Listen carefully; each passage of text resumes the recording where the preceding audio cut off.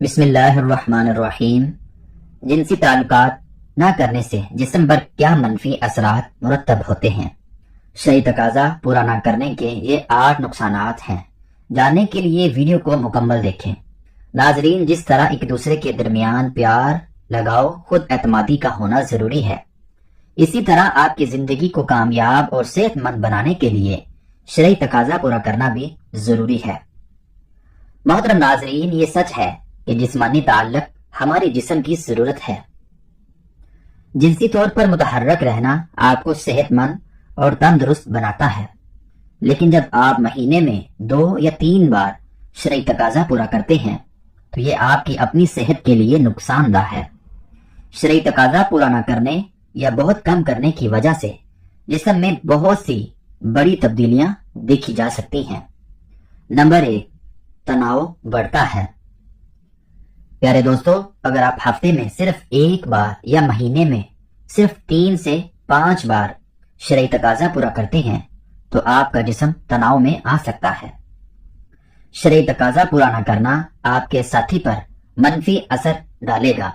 اگر آپ جسمانی تعلق نہیں بنانا چاہتے لیکن اس کے باوجود آپ کے ساتھی کی خواہش پوری نہیں ہوتی تو ان کے اندر بھی پریشانی، تناؤ پیدا ہو سکتا ہے۔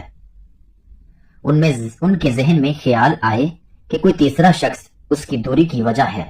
اس کی وجہ سے موڈ میں تبدیلیاں، چڑچڑاپن، نیند نہ آنا، بھوک نہ لگنا جیسے مسائل شروع ہو سکتے ہیں۔ نمبر 2، جسم کی قوت مدافعت کم ہو جاتی ہے۔ جسم کا مدافعتی نظام آپ کو کئی سنگین بیماریوں سے بچانے کا کام کرتا ہے۔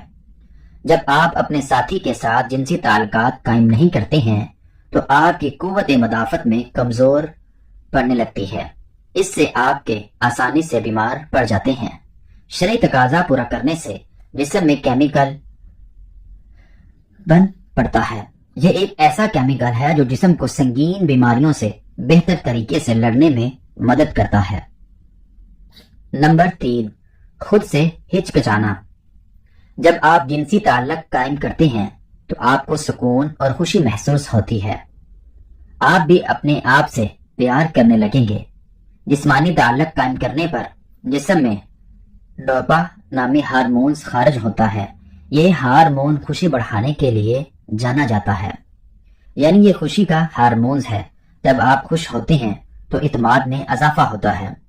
دوسری طرف جب آپ مہینوں تک جنسی تعلق نہیں رکھتے، اپنے ساتھی سے دور رہیں تو جسم اداس رہتا ہے، خون کی گردش کم ہو جاتی ہے، آپ اپنے آپ پر شک کرنے لگتے ہیں کہ آپ کو کوئی کام کر پائیں گے یا نہیں۔ نمبر 4، جلد بے جان اور پھیکی لگتی ہے۔ شرعی تقاضا کا مثبت اثر جلد پر سب سے زیادہ نظر آتا ہے۔ شرعی تقاضا پورا کرنے سے جلد کی چمک بہتر ہوتی ہے۔ ڈوپا ہارمونز کی سطح بڑھنے سے جلد چمکدار ہوتی ہے۔ اس کے ساتھ ساتھ جب روزمرہ کی زندگی میں شرعی تقاضا پورا کرنے کی کمی ہوتی ہے تو جلد بے جان اور پھیکی اور مرجھائی ہوئی نظر آنے لگتی ہے۔ نمبر 5، بلڈ پریشر میں اضافہ ہوتا ہے۔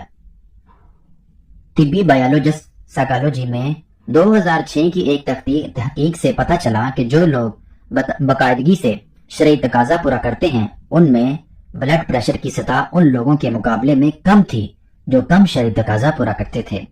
اسی لیے اگر آپ نہیں چاہتے کہ آپ بلڈ پریشر زیادہ ہو تو ضرور جنسی عمل کریں۔